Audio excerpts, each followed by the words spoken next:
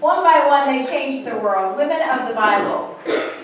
I'll start by saying this, that God sees us for who we are, right? He loves us for who we are. He knows exactly who we are. He knows every little bit about us. He's the one who is in all the pages of this book, who is over the whole thing in every single one of them, shaping lives, rescuing hearts, healing the sick, raising what was dead to life, and also passing out these high callings to those who choose to follow him in faith.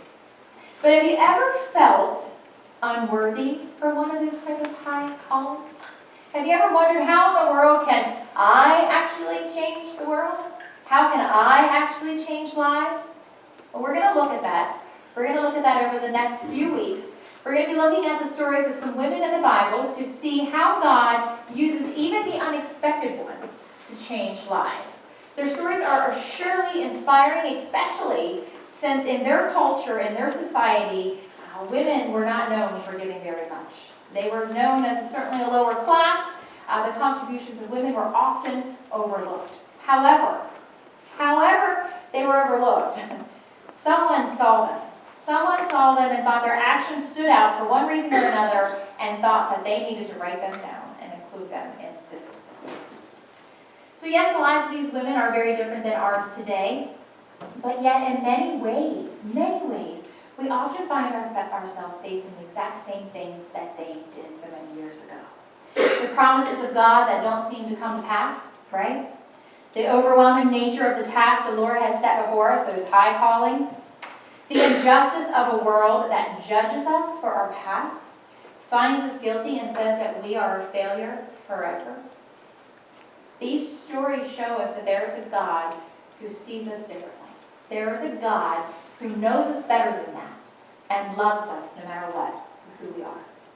So when you wonder how God could possibly use you to change lives, I hope that you remember some of these women that we'll talk about in the next couple of weeks. Women like Rahab and Esther, Sarah, Ruth, and Hannah. And hopefully you'll see, just as Peter did in Acts 10:34, it says, Peter replied, I see very clearly that God shows no favoritism, but accepts from every nation the one who fears him and does what is right. The one from every nation, no matter who they are. So let's start with Rahab this week. To tell you the story of Rahab, I got to go back and tell you a little bit of the story of the Israelites once they were freed from Egypt, from that bondage, from that slavery. After God raised up After God raised up Moses, let's get in the right generation here.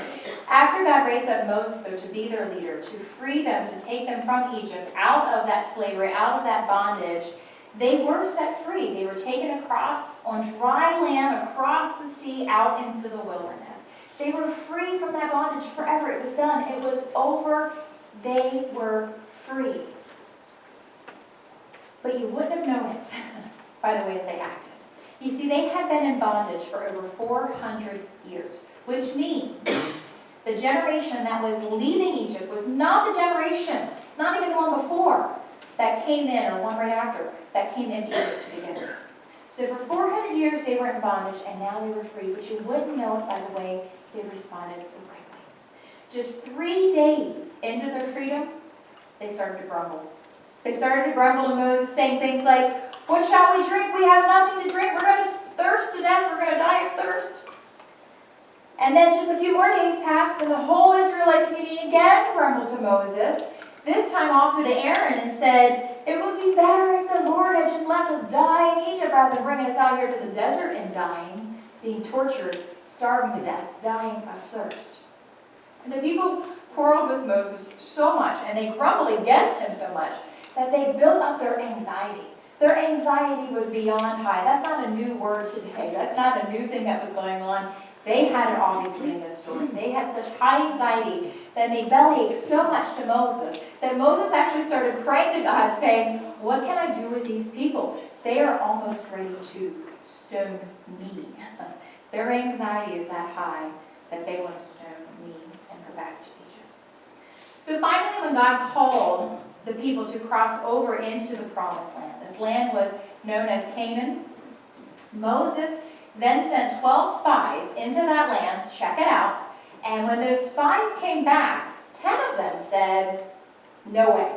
We can't take that. We cannot do that. Doesn't matter that God said we can do it. No, we can't. Do you remember the two who said, though, that we can? Anybody remember the two names of the men who said, we can do this? Joshua and Caleb. That's right, Mildred. Joshua and Caleb. They were both rewarded a little bit, so just keep that in mind. We'll hear about Joshua in just a moment. But when they came back and the others were saying, no way, they all agreed that the land was plentiful. It was beautiful. It was filled with milk and honey. In fact, they brought back this large grapevine that took 2 men to carry it. It was that big. 2 men to carry this huge grapevine back just to show how plentiful the land was. But yet they said, we can't conquer it. And you know why? Because it's filled with giants. Filled with giants, much bigger people than us. We're like little grasshoppers, they said. We're like these teeny, teeny, tiny little bugs who they could just squish. Right? That's how they felt. We can't conquer that. So, that being said, God gave them some time to think it over. In fact, He set the whole nation of Israel on a timeout for 40 years in the desert. They walked in circles. They ate the same food day after day. They saw the same root, the same rocks, the same snakes, the same lizards, whatever was out there in the desert. They saw the same thing every day, day in and out, for 40 years. Victories did start to happen a little bit in some of that. Some of their faith did start to grow. They were small victories. Progress was happening, though. But they were saved still. They weren't in slavery in the desert, but they just weren't strong. Their faith in God was not strong. So we look at this story and say, well, gee, God punished them then by putting them in that time out for 40 years, right? I don't know if it was so much a punishment as it was a time for God to work in their hearts and to show them and to teach them how to rely on Him, how to trust Him one day at a time. And that's why their food, we talked a little bit about this, we saw the scripture in Sunday school, their food came only one day at a time because they needed to learn to trust God one day at a time. So they finally got a second chance after 40 years. Now I will tell you that it's not the same people. All of the people who entered that wilderness, except for very few like Joshua and Caleb, they had died on, and now this is the next generation. God said those people wouldn't enter in since they didn't take the gift to begin with, but their children would receive the promised land. So Joshua is now the leader. Moses has died, and Joshua is placed as the leader of the Israelites by God, not by the people, by God. And God comes, He says, now is your time. You have a second chance, and your first test is Jericho. Jericho. So let me tell you a little about Jericho, though, before I tell you about how the Israelites crossed over the river, the Jordan River, and into Jericho. Jericho was a town of the Canaanites, and these people were so barbaric that the word barbaric doesn't even cut it. Doesn't even cut it. They were just terrible. I'm not even going to describe to you or tell you what they did because I don't want the children, honestly, here this morning. So I won't tell you what they did in the house of the Lord or what they did to babies, but I will just tell you that these people had no respect for human life, and they absolutely had no respect, not even the tiniest bit, for God. You can read that, adults, on your own a little later. But being so terrible, this city is where Joshua sent the 12 spies into to check out. Or excuse me, not 12, 2 spies this time. He sent 2 spies into the city to check it out, to check out the enemy's defenses, and it's also the city where they met this woman named Rahab. I want to share with you from Scripture now. We're going to go to the book of Joshua. If you'd like to read along, you can grab the pews or the Bibles in the pews, or you can read up here on the screen. We're going to read Joshua chapter 2. It's a little long, but to give you the whole idea of what's going on, I need to read this whole chapter. So I think you'll find it interesting as well. Then Joshua secretly sent 2 spies from the Israelite camp at Asadia Grove. He instructed them, scout out the land on the other side of the Jordan River, especially around Jericho. So the 2 men set out and came to the house of a prostitute, mind you, keep that in mind, a prostitute named Rahab, and stayed there that night. But someone told the king of Jericho, some Israelites have come here tonight to spy out the land. So the king of Jericho sent orders to Rahab, bring out the men who have come into your house, for they have come here to spy out the whole land. Rahab had hidden the 2 men, but she replied, I guess this is the only time that it's okay to lie. Yes, the men were here earlier, but I didn't know where they were from. They left the town at dusk as the gates were about to close. I didn't know where they went. I don't know where they went. If you hurry, you can probably catch up with them. Actually, she had taken them up to the roof and hidden them beneath bundles of flax she had laid out. So the king's men went looking for the spies along the road leading to the shallow crossing of the Jordan River. As soon as the king's men had left, the gate of Jericho was shut. Before the spies went to sleep that night, Rahab went up to the roof to talk with them. I know the Lord has given you this land, she told them. We are all afraid of you. Everyone in this land is living in terror. For we have heard how the Lord made a dry path for you through the Red Sea when you left Egypt 40 years ago, right? And we know what you did to Sihon and Og, the two Amorite kings east of the Jordan River, whose people you completely destroyed. No wonder our hearts have melted in fear. No one has the courage to fight after hearing such things. For the Lord your God is the supreme God of the heavens heavens above and the earth below. So Rahab knows, take note of that, Rahab knows that God is the supreme God. Now swear to me by the Lord that you will be kind to me and my family since I have helped you. Give me some guarantee that when Jericho is conquered, you will let me live along with my father and mother, my brothers and sisters and their families. We offer our own lives as a guarantee for your safety, the men agreed. If you don't betray us, we will keep our promise and be kind to you when the Lord gives us the land. Then, since Rahab's house was built into the town wall, she left them down by a rope through the window. Escape to the hill country, she told them. Hide there for 3 days from the men searching for you. Then, when they have returned, you can go on your way. Before they left, the men told her, we will be bound by the oath we have taken only if you follow these instructions. When we come into the land, you must leave this scarlet rope hanging from the window, through which you let us down. And all your family members, your father, your mother, brothers, and your relatives, must be here inside the house. If they go out into the street and are killed, it will not be our fault. But if anyone lays a hand on the people inside this house, we will accept responsibility for their death. If you betray us, however, we are not bound by this oath in any way.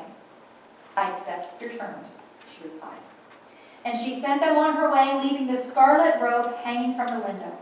The spies went up to the hill country and stayed there for 3 days. The men who were chasing them searched everywhere along the road, but they finally returned without success. The 2 spies came down from the hill country, crossed the Jordan River, and reported to Joshua all that had happened to them. The Lord has given us the whole land, they said, for all the people in the land are terrified of us. So Rahab's story begins like this. The king of Jericho is told that there's Israelite spies that have snuck into their city, right? And he's told that they're hanging out at Rahab's house. And so I picture this. In my mind, I like to sort of put it in a movie or like I'm there watching it, like I'm a fly on the wall. So let's picture it like this. I picture that they're walking down these narrow roads, maybe even stone roads, and they're getting back to the back part of the city where Rahab's house is up along the wall, right? And they get to her door, it's dark, they're carrying their lanterns, they get to her door and it doesn't look like anybody's home.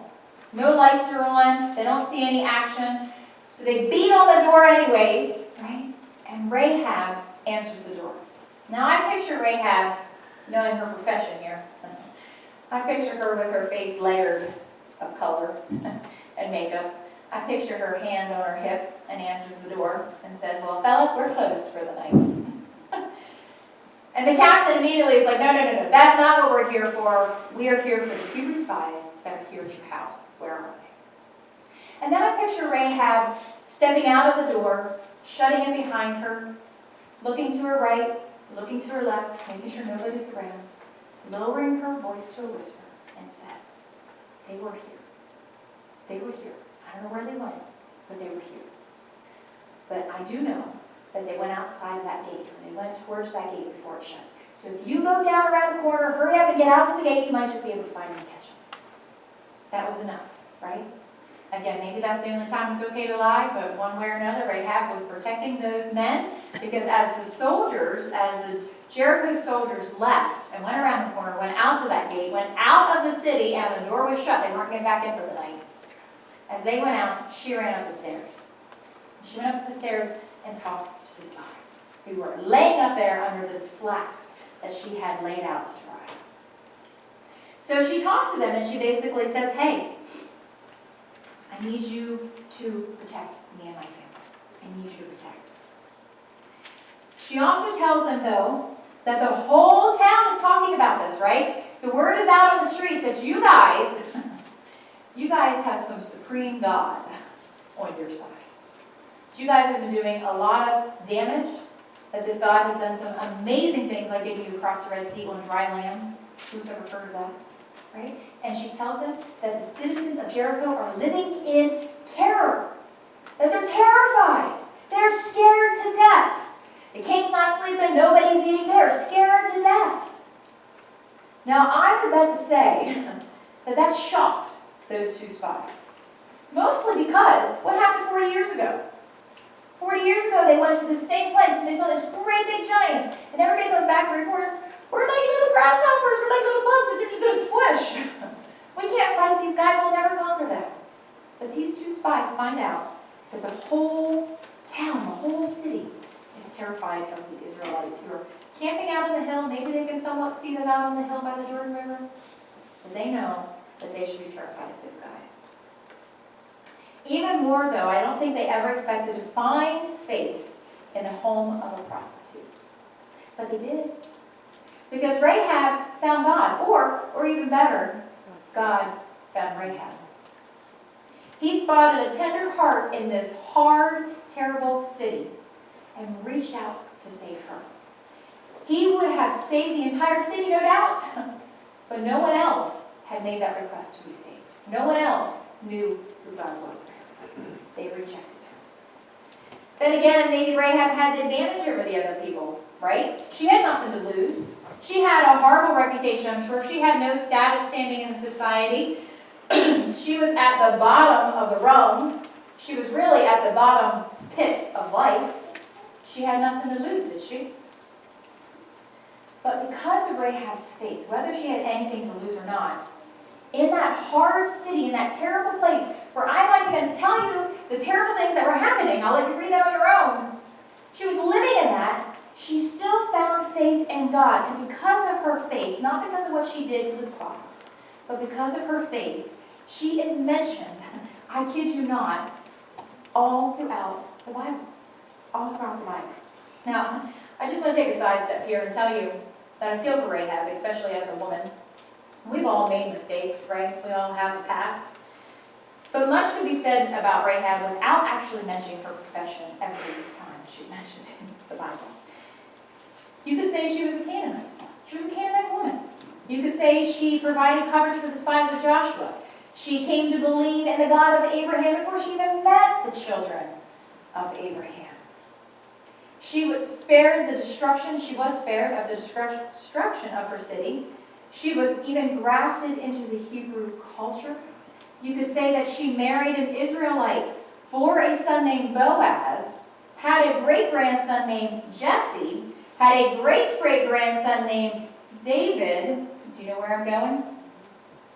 And her descendant's name was Jesus Christ. All right. Yes, Rahab's name is in the lineage of Jesus Christ, the Son of God. Her resume didn't need to mention her profession. Yet in 5 of the 8 appearances throughout the scripture, we are told what her profession is. 5. I think, would just once been enough? Would just once, okay, we get it. We see she had some sin, she had some past. Once would have been enough. But no, it's mentioned in 5 of the 8 times. We could have just called her the best hostess in Jericho, right? Could have said she was just a welcoming hostess. That would have been enough. Could have disguised her career choice or masked it a little bit, but that's all right. The Bible doesn't do that. In fact, it does the opposite. It puts like a neon light saying, Rahab, the prostitute. Puts it right out there, right? But I think it's attached to her name so often, even in what I'll call the Hebrew Hall of Fame. In Hebrews, in chapter 11, it lists over and over and over again all these people who are strong in their faith. Because of their faith, this happened. Because of their faith, because of their faith. It lists people like Abel and Noah and Abraham and Isaac, Jacob, Joseph, Moses, all those famous names. And then all of a sudden we get to the prostitute Rahab. But she's even listed in there. She's even listed in James. James even talks a little bit about her. Let me just read what James has to say here. He said, Rahab the prostitute is another example. Could this be why her career choice is tagged with her name 5 out of 8 times? Rahab the prostitute is an example. She was shown to be right with God by her actions when she hid those messengers and sent them safely by a different road. Just as the body is dead without breath, also faith is dead without good works. So it's not her good works that got her saved. It was the faith she had in God that she then could do that good work. Overall, the Israelites had a tainted past, so did Rahab. Yet God used both of them, even making Rahab a model of true faith. Just think about this for a moment, okay? She had this dark, ugly past, but yet she was made a model throughout the whole Bible. Not just the Old Testament, New Testament too. She was made a model of true faith.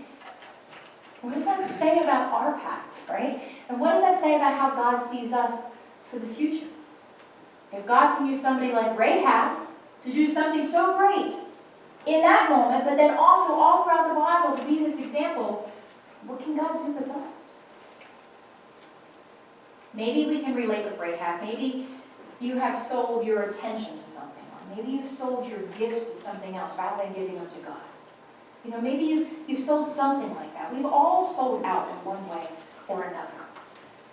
We've wondered what type of promised land life God could possibly have in store for little bitty us, like the little grasshopper, right? What could God possibly have in store for us? We think perhaps that great and wonderful life is for him over there or for her over there, but it's certainly not for me. I'm too spoiled, I'm too dirty, I have sinned way too much, I stumble way too often, I try to get together and stumble again.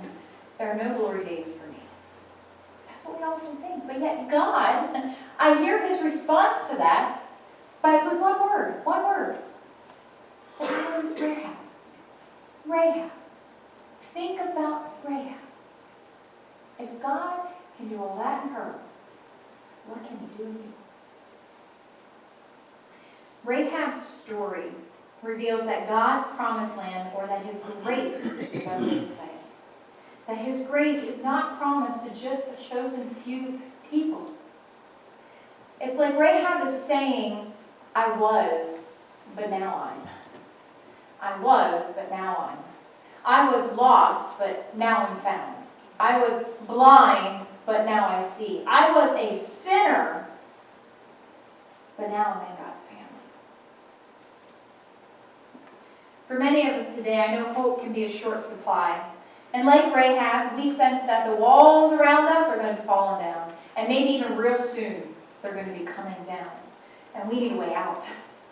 We need a way to be saved. We need a way out. What would it take to restore the hope that we could have? I think first off, it would take a person, and not just any person. It can't be somebody who's just as confused and lost as we are. We need someone who knows the way out. We need someone with a vision. We need someone to lift up our spirits, to look us right in the face and say, it's not over. You're better than that, and there's a better place for you. This is not the end. And we need direction. We need somebody who has vision and who has direction. One who can take us from our doomed city of Jericho to the place God has for us. Then we have the one who can restore the hope. That one that we can get, that one that we need that has vision and direction, is Jesus Christ. It's Jesus Christ. He knows the way out. He came to this earth to guide us out of Jericho. He came to this earth to guide us on our way out. He has the right vision, because remember he said this. He said, foreigners, you are like foreigners and strangers in this world. Remember that? Remember, he also said, you need to be looking to the heavens above. Don't look at this world. Look up there. Focus up there. He has the vision. But he also has a direction because, like no man could ever say, he said the boldest thing probably in all humanity. He said, I am the way. I am the way. So he has the vision. He has the direction. And people wondered if this claim was true. Are you really the way? But Jesus showed him. He made a path right through sin and right through death to everlasting life. He survived it. He survived making the path. He's the only one who ever did, and he's the only one who can help you and me to do the same. You know, the Hebrew spies, I think they were more than just spies. I think, to be honest with you, they were more like missionaries. They thought that they were going to scout out a trip. They were going to scout out the enemy's defenses to see where they could get in, to see what they could do. God didn't need their report. God didn't need the report. He already knew what he was going to do. He already knew he was going to knock the whole city's walls down. Which, by the way, I understand that they have found some of the names of the city, which would be really cool to see, right? But God already knew what he was going to do. He didn't need those spies to go report to him. But what he did need those spies to go do was to go get Rahab and her family, to go save them. Because Rahab's heart was the only heart in the whole city that gave her heart to God, who knew who he was. And they told her to keep the scarlet cord, which is a purplish color, reddish purple, to keep the scarlet cord in the window so that they could identify her house when they came to destroy the city. Without hesitation, she kept that scarlet cord hanging right there, and I have no doubt that she didn't check that every day, maybe even several times a day to make sure it was still hanging there. She told her family to get ready. She kept her eye out for the coming army. And when the Hebrews came and the walls fell, when everyone else perished, Rahab and her family were saved.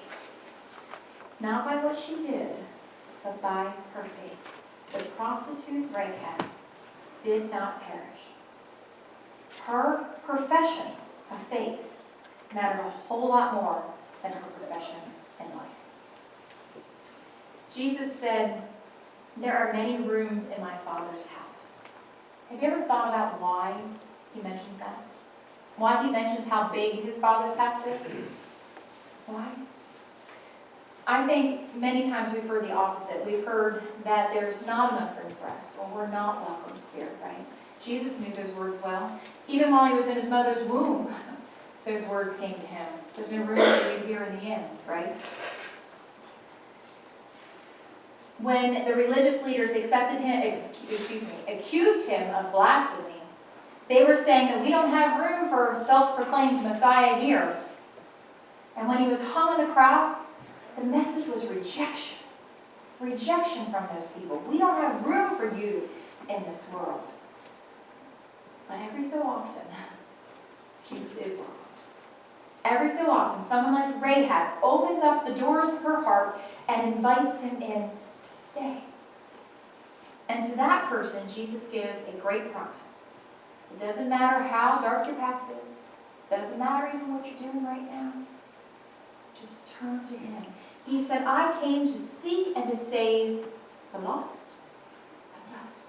I came to seek and save the lost, and there is plenty of room in my Father's house for all of you.